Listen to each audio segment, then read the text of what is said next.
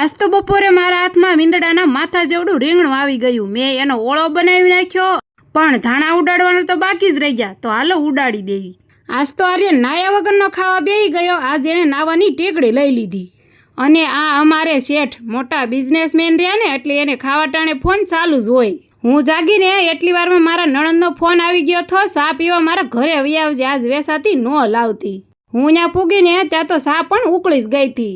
પછી તો મેં અને મારા નણંદે સાની સિસકી ચાલુ કરી દીધી.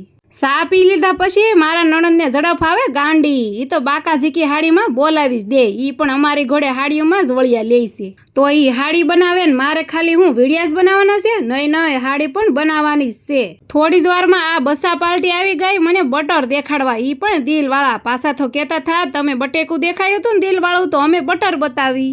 સાંજ પડતા આજ તો સાજીદને મોકલા થા દવણું દળાવવા. સાંજના ખાવામાં મારે તુંબડીનું શાક બનાવવાનું હતું. સાજીદને દૂધી ન ભાવે, તુંબડી ભાવે. બોલો આમાં શું ફરક હશે?